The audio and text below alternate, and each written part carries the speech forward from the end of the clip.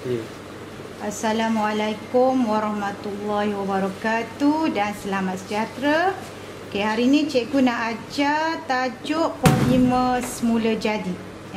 Jadi kalau lihat berdasarkan gambar yang ada pada skrin, ini di antara contoh polimer sintetik polimer sintetik jadi kita akan tengok apa itu polimer.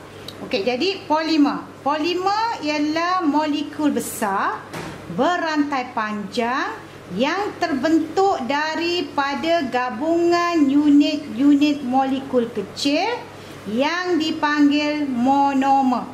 Okey, saya akan tunjukkan gambar yang kita kata polimer. Okey, jadi kalau lihat berdasarkan gambar ni, ini adalah struktur polimer. Jadi tadi dia dari segi tarifan dia beritahu polimer adalah satu molekul berantai panjang, yang terbentuk daripada gabungan molekul kecil.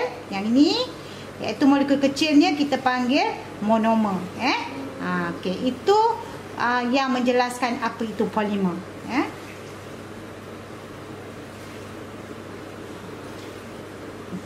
Jadi kita lihat polimer terbahagi kepada dua jenis, iaitu polimer semula jadi dan polimer sintetik. Jadi maknanya polimer semula jadi ni kita merujuk pada contoh yang kita boleh peroleh daripada tumbuhan, tumbuhan dan haiwan lah. Polimer sintetik ni polimer yang dihasilkan oleh manusia lah, melalui tindak balas kimia yang kita panggil proses pempolimeran lah. Jadi di bawah ni kita boleh lihat contoh polimer semula jadi. Jadi polimer semula jadi di sini protein, kanji, getah asli, selulosa. Manakala contoh polimer sintetik, politena, perspek, getah sintetik, polystyrena, PVC ataupun polyvinyl chlorida. Itu contoh polimer sintetik. Jadi di sini awak lihat, polimer terbahagi kepada dua jenis, iaitu polimer semula jadi, polimer sintetik. Polimer semula jadi dihasilkan daripada tumbuhan atau haiwan. Maknanya kita boleh peroleh daripada sumber haiwan atau tumbuhan. Di bawah ni contoh polimer dan monomer yang membentuk polimer tadilah. Contohnya protein. Apa dia monomer yang membentuk protein? Asid amino. Kanji, polimer monomer yang membentuk kanji, glukosa. Karbohidrat, polimer, monomernya glukosa. Getah asli, polimer, monomer dia isoprena.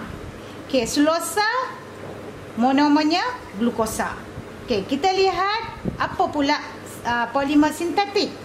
Polimer sintetik adalah polimer buatan manusia, hasil daripada tindak balas kimia. Jadi kenapa polimer sintetik ni banyak dihasilkan oleh manusia? Jadi disebabkan polimer sintetik ni dia mudah dibentuk, murah dan ringan. Sebab tu dia banyak dihasilkan lah. Di bawah ni dinyatakan beberapa contoh polimer dan monomer yang membentuk polimer tadilah. Polimer polyethena. Monomernya ethena. Perspek ni adalah sejenis plastik. Polyethena pun plastik. Perspek ni dia plastik yang rupa bentuknya seperti kaca. Jadi monomer bagi perspek adalah metil metakrolid. Getah sintetik. Contoh dia punya monomer dia neoprena. Polystyrena. Dia punya monomer dia styrena. Polyvinyl chlorida ataupun PVC, dia punya monomer dia chloroethena.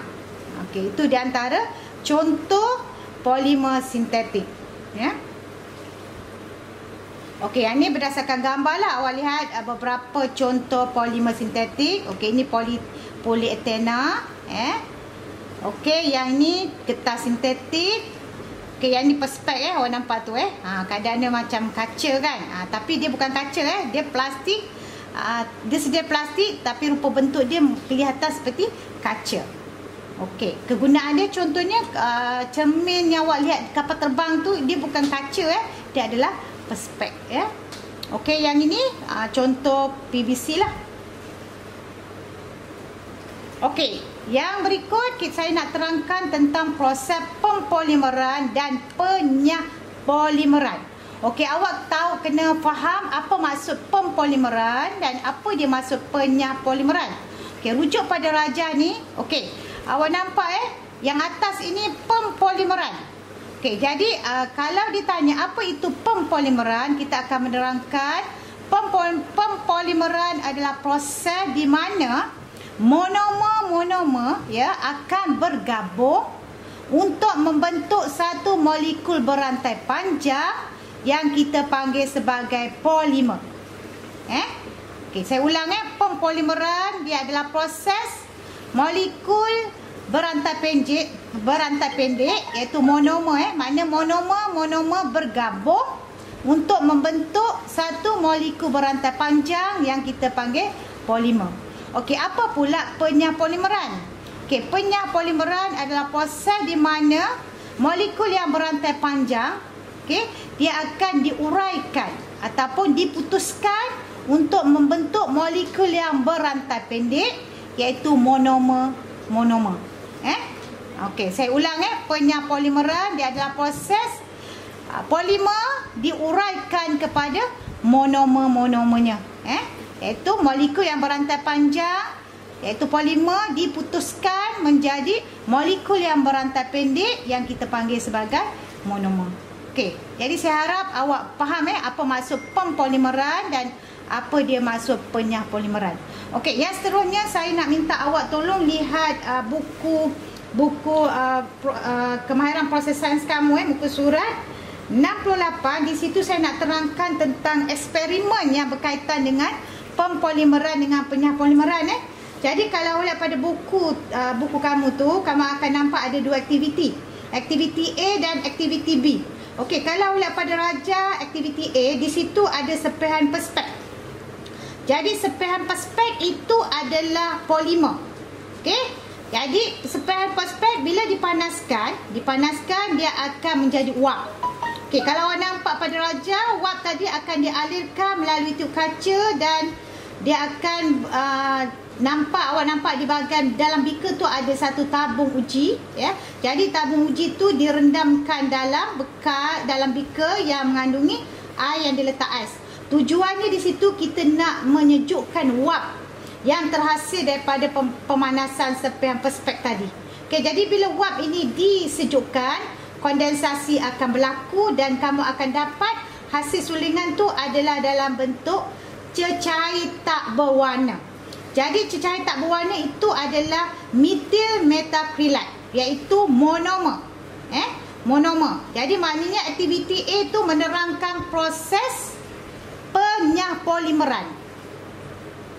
Penyahpolimeran bermaksud dia berubah daripada polimer menjadi monomer iaitu metil metakrilat. Okey, hasil sulingan yang diperolehi tadi, okey, dia akan dicampurkan dengan lauryl peroksida. Okey, lepas tu dia akan direndamkan, dia akan dimasukkan dalam tabung uji ya. Kemudian direndamkan dalam sebuah beaker yang dipanaskan, mana dalam beaker tu mengandungi air yang bersuhu kira-kira 50 darjah Celsius. Okey, jadi hasil sulingan tadi tu ya yang dalam bentuk cecair, bila kita biarkan lama-lama dia akan berubah. Dia akan berubah menjadi pepejal lucina. Jadi pepejal lucina itu adalah perspek ya. Jadi maknanya aktiviti B itu adalah merujuk kepada proses pempolimeran iaitu di mana metil metakrilat akan berubah ataupun bertukar semula kepada perspek ya, iaitu polimer. Okey. Jadi itu dua eksperimen yang menerangkan tentang proses pempolimeran dan penyahpolimeran. Okey, itu saja yang saya nak sampaikan berkaitan dengan tajuk pempolimeran. Sekian, terima kasih.